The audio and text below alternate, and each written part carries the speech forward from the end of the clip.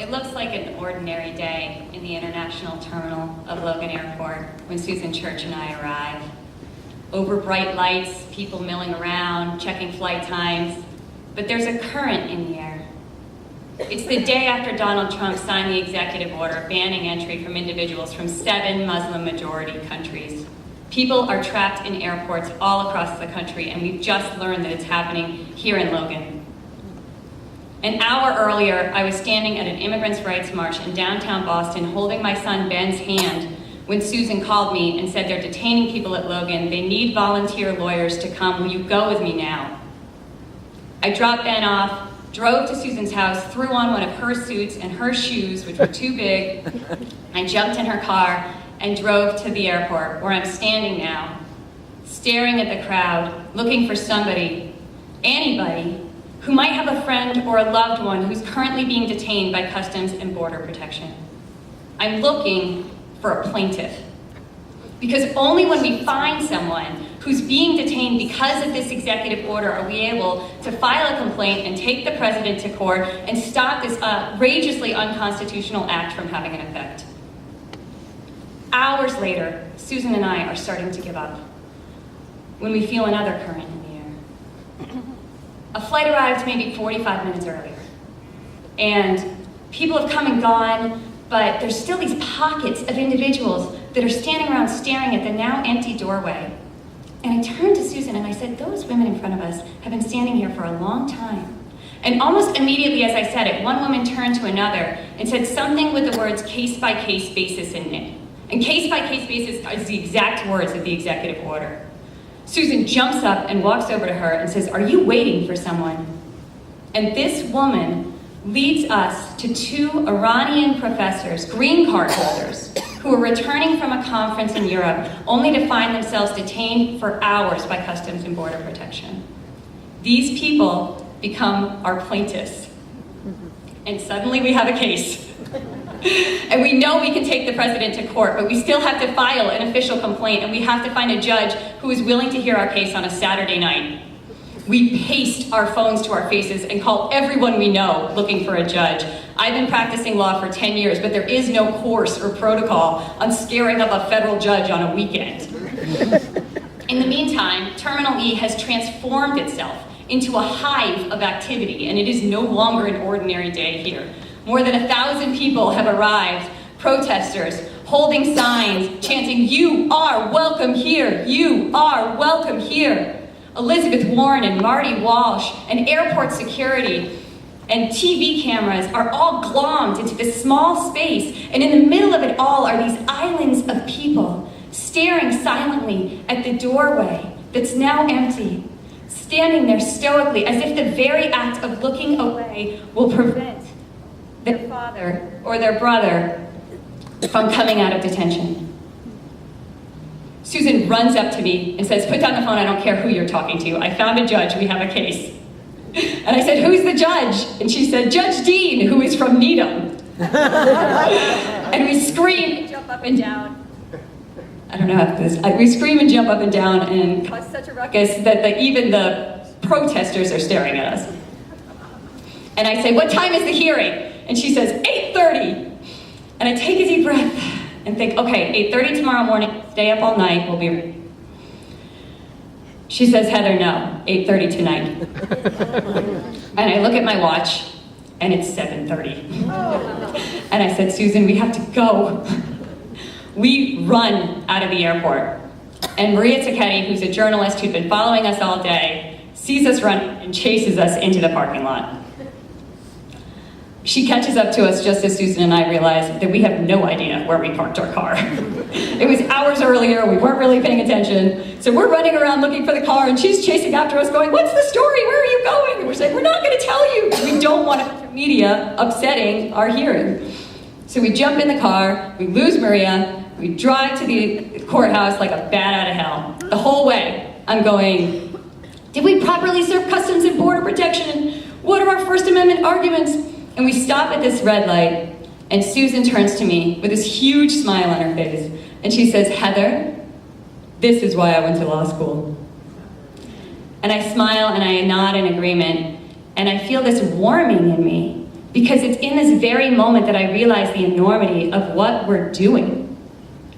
I have had the privilege of representing my immigrant clients, of telling their stories of incredible bravery in the face of extreme adversity in their home countries. But protecting people from being detained because of how they pray, or the country that they're from, is not something I ever thought I would have to do here in the United States. But I have the honor to try to make it right here tonight in Boston. I am pulled from this reverie by the realization that we have arrived at the courthouse, yet are inexplicably circling it. And I turned to Susan and I said, "Are you honestly looking for a parking spot right now?" And she said, "I'm just trying to find a free spot." And I said, "Susan, it's Saturday night. There's a lot right there, it's $10, find a spot." "No, I'm not doing this with you, get into the lot."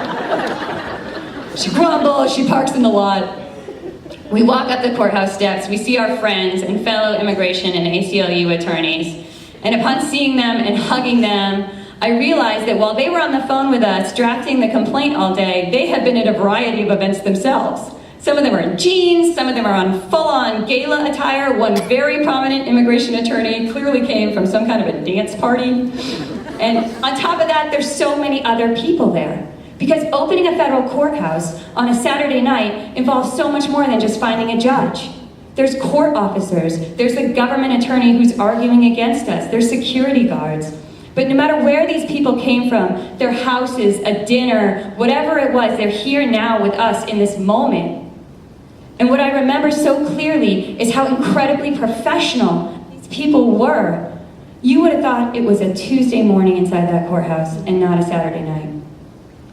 So we go through security, we go up to the courtroom, the door is still closed, but a judicial clerk walks up to us and says, "Counselors, are you ready to proceed?" And we say, "Yes." We hand all of our paperwork and our complaint and say, "We are ready to move forward." And she kind of looks at us and says, "Well, this is great, but, did you file everything online?"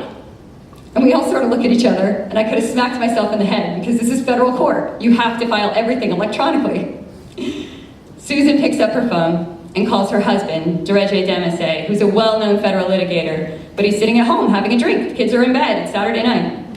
He says hello, and she says, "Honey, I need you to sue the President of the United States." He puts his drink down and says, "Okay." He gets out his laptop. We send him everything from our phones, he files a claim. 2 minutes later, my husband, Marcus, calls me. And he's standing here in Needham at the Elliott School Parents' Night Out. And he said, "I'm looking around the room and I am not seeing you." And I said, "Oh, I am not coming." Please tell everyone I say hi, I'm in federal court right now. And he said, "Congratulations, I'm so excited for you." And I said, "Marcus, I am nervous." And he said, "You're gonna do great. Just think about your clients. Do what you always do." And as he's saying this, the doors to the courtroom open, and I walk in, and I'm met with this wall of heat. It is 84 degrees in the courtroom, and I want so badly to take my suit jacket off, but I don't, because it's federal court, even if it is Saturday night, almost midnight. And as I'm walking into the room, I notice all of the reporters and the other lawyers who are kind of filling in as we go up to the arguing table, and nearly everyone in the room is a woman, including the two judges that heard the case in front of us. And I can hear my own voice shaking as I stand up and introduce myself for oral argument, because I've argued many times in front of judges before, but it's never been anything like this. And I turn and look at Susan and Carrie and Matt, the other attorneys, and they are cool as cucumbers. Susan looks excited. And I think about my clients having to be detained for so many hours, and I think about those people standing, staring at that empty doorway. And we had a lot of arguments. Probably one of the strongest was that nobody, not even the President of the United States, is above the Constitution. That's right. But a lot of what we did was talk about what was happening on the ground here in the United States, but also that people were being pulled off of planes all over the world and trapped in airports because of this order. And I spent a lot of my time actually redrafting the proposed order to include a directive to the airlines to let the people on the planes. When the judges went back to make their decision, my phone rang again and it was Marcus, my husband. And I could tell that the Elliott School party had kicked into some sort of high gear because I can barely hear him. And he's yelling over the crowd, "We're all cheering for you here!" And it just warmed my heart. And the judges came down with a decision probably around 2 o'clock in the morning. And not only had we won, but it was, in my opinion, one of the strongest restraining orders against the president's executive order to date. And it included that airline directive.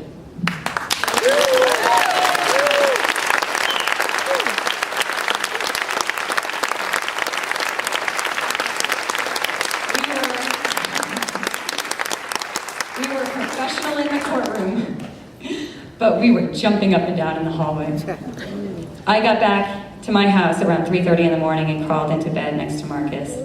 And it was warm, and it was cozy, and it felt just like it had when I woke up that morning, but there was a current in the air, and everything had changed.